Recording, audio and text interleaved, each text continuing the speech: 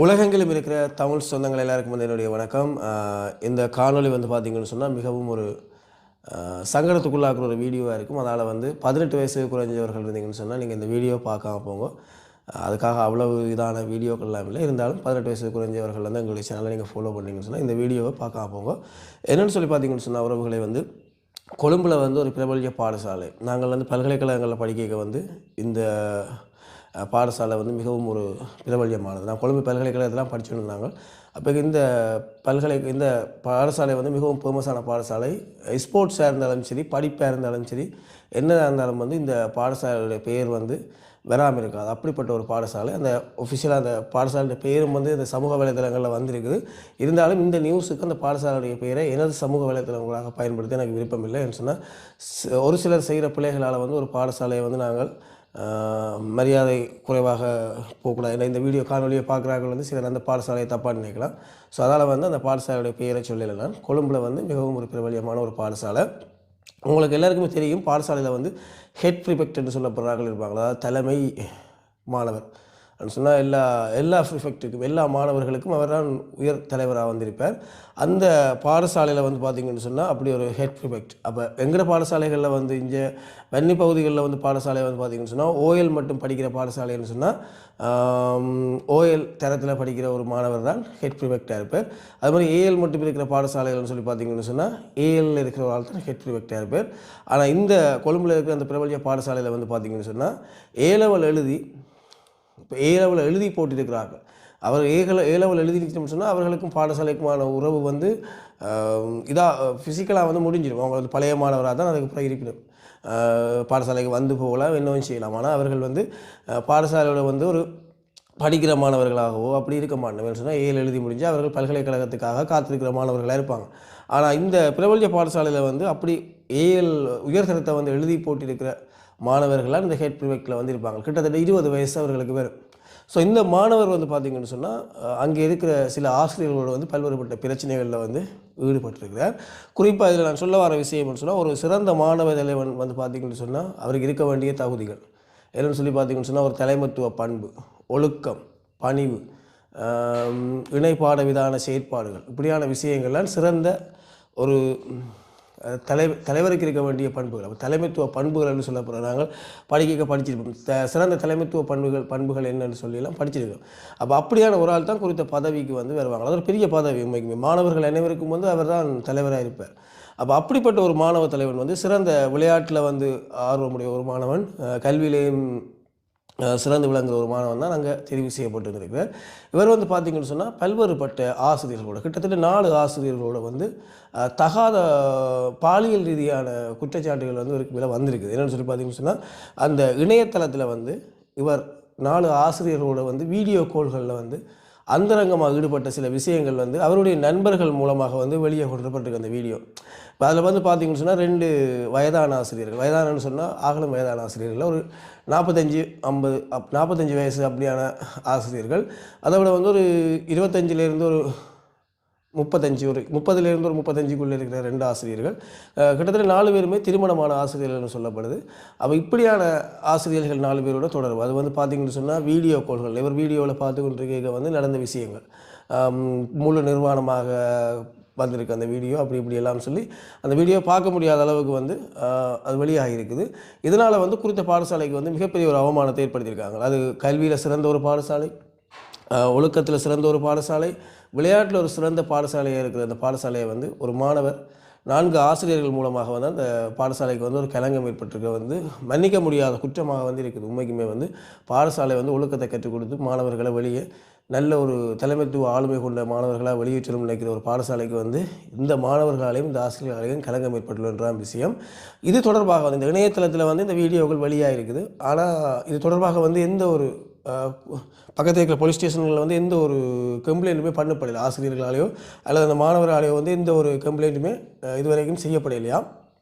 ஆனால் அந்த மாணவன் மட்டும் அந்த இதுக்கு இந்த வீடியோக்களை, யூடியூப்பில் இருக்கிற அந்த வீடியோக்கள் அல்லது நெட்டில் இருக்கிற வீடியோக்களை அழிக்கிறதுக்கு வந்து அரசாங்கத்தால் வந்து ஒரு அமைப்பு ஒன்று இருக்குது, அது பேர் எனக்கு வரதில்லை.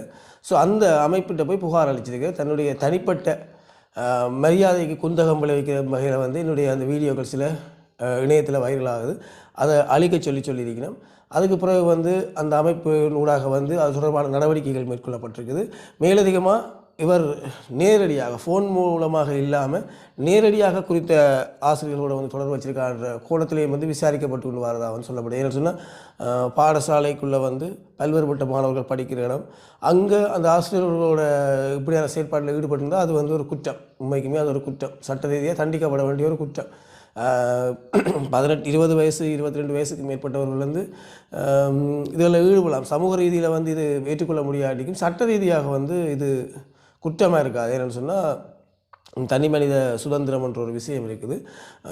ஆனால் இது எப்படியான செயல்பாடுகளே பொது இடங்கள் பாடசாலை இடங்களில் வந்து வச்சுருந்தால் அது மிகப்பெரிய ஒரு குற்றம், அது மன்னிக்க முடியாத ஒரு குற்றம். ஸோ அந்த கோணத்தில் வந்து விசாரணைகள் நடைபெற்று வந்து சொல்லப்பட்டிருக்குது.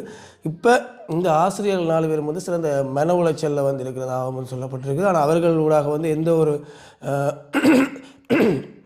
எந்த ஒரு கம்ப்ளைண்ட்டும் வந்து பண்ணப்படாதான் சொல்லப்பட்டிருக்குது. சமூக வலைத்தளங்கள்லேருந்து அவர்கள் வந்து விலகி இருக்கிறாங்களாம். இப்போ அது மட்டும் இல்லாமல் ஒரு ஆசிரியர் வந்து இது ஒரு ஏஐ மூலமாக உருவாக்கப்பட்ட வீடியோ, இது தான் இல்லைன்ற மாதிரி சமூக வலைத்தளத்தில் போட்டிருக்கிறார். இதை பார்த்து தெரிந்தான கீழே நம்மளை பொறியியல் விட மாட்டாங்களானே அவங்களெல்லாம் போய் கீழே சரமாரியாக ஹாஹா ஹிஹி என்று போட்டு விட்டாங்களோ. அதுக்கு பிறகு அவாவும் தன்னுடைய சமூக வேலைத்தை வந்து மூடி போட்டு வெளியே போயிட்டார். ஸோ இதில் வந்து பார்த்திங்கன்னு சொன்னால் இந்த குறித்த பாடசாலை மாணவன் சொல்லலாது. இப்போ என்ன சொல்கிறது, தலைமை ப்ரிஃபெக்ட், அதாவது ப்ரிஃபெக்ட் வந்து என்ன செய்யப்பட்டிருக்கார், பாடசாலையை விட்டு வெளியேற்றப்பட்டிருக்கிறார். இதால் வந்து அவருக்கு எந்த ஒரு இழப்பும் இல்லை என்று சொன்னால் அவர் ஏற்கனவே பாடசாலையை விட்டு வெளியேறிய ஒருத்தர் தான், உயர்தரம் எழுதிய ஒரு மாணவர் தான் அங்கே வளமையாகவே இருப்பிடம் ப்ரிஃபெக்டாக. அப்போ அந்த அடிப்படையில் வந்து அவருக்கு எந்த ஒரு பிரச்சனையும் இல்லை. அந்த 4 ஆசிரியர்களும் வந்து இப்போ பாடசாலையை விட்டு வெளியேற்றப்பட்டிருக்கிறாங்க. குறிப்பாக வந்து பார்த்திங்கன்னு சொன்னால் இந்த விஷயங்கள் வந்து இப்போ சமூக வலைதளங்கள் வந்து ட்ரெண்டிங்காக போய்கிட்டு இருக்குது. ஒரு ஆசிரியருடன் 4 ஆசிரியர்களுடன் ஒரு மாணவன், 4 ஆசிரியர்கள் ஒரு மாணவன் சொல்லி சொன்னாங்க. அதனால் இந்த கண்டென்ட் எடுத்து கதைச்சினா இதில் ஒரு அரசியல் சூழ்ச்சி ஒன்று இருக்கிறதாக வந்து சில தகவல்கள் வந்து வழியாக இருக்குது. எப்படின்னு சொல்லி பார்த்தீங்கன்னு சொன்னால் நமது நாட்டினுடைய ஜனாதிபதி வந்து இப்போ அந்த பாடசாலைக்கு வந்து கிட்டல சென்றதாகவும் வந்து அப்பேக்க வந்து அவாக்கு ஒரு மரியாதை நிமித்தமாக வந்து ஒரு குந்தகத்தை ஏற்படுத்துறதுக்கு, அவாக்கு வந்து ஒரு கெட்ட பெயரை ஏற்படுத்துறதுக்காக வந்து இப்படி ஒரு பாலியல் துஷ்பிரயோகம் நடக்கிற ஒரு பாடசாலைக்கு போய் வந்தவா என்ற தொண்டியில் காட்டி அரசாங்கத்துக்கு ஒரு அவமதிப்பை ஏற்படுத்தணுன்றதுக்காக வந்து இந்த பிரச்சனை பழைய பிரச்சனை 2025ஆம் ஆண்டு நடைபெற்ற பிரச்சனையை வந்து இப்போ வெளியே கொண்டு வந்து அந்த பாடசாலையை அவமதிக்கிறது சார்பாக வந்து ஜனாதிபதியை ஒரு சங்கடத்துக்குள்ளாகிற ஒரு செயற்பாடு நடைபெற்று வரதாக வந்து சமூக வலைதளங்களில் வந்து இந்த நியூஸ்கள் வந்திருக்குது. ஸோ இதில் நான் சொல்ல வர விஷயம் என்னென்னு சொல்லி பார்த்தீங்கன்னு சொன்னால் 4 ஆசிரியர்களும் திருமணமானவர்கள்.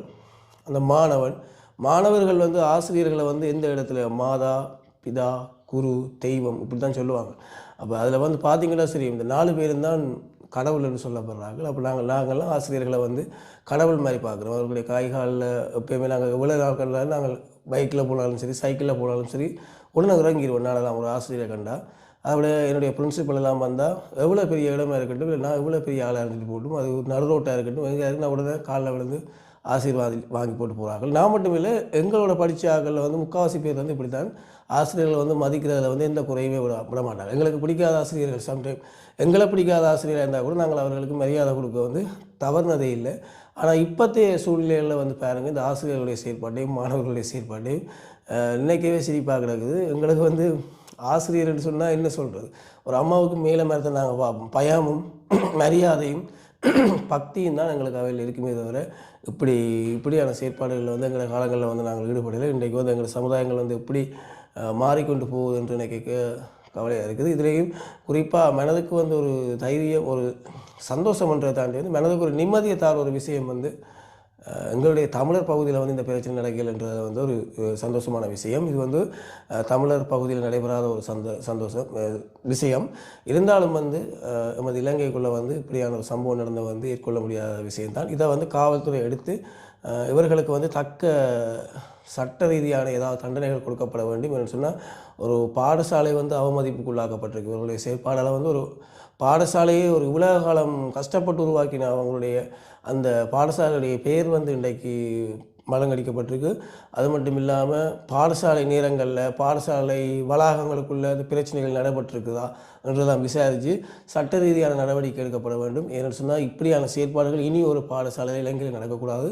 எந்த ஒரு ஆசிரியரும் இப்படி செய்கிறதுக்கு இனி முன்வரக்கூடாது. எந்த ஒரு மாணவனும் வந்து இப்படி யோசிக்காத வகையில் வந்து உங்களுடைய நடவடிக்கைகள் இருக்கணும் அரசாங்கத்தில் நான் கேட்டுக்கொள்கிறேன். நன்றி சொந்தங்களே, மீண்டும் ஒரு காணொலியில் சந்திப்போம்.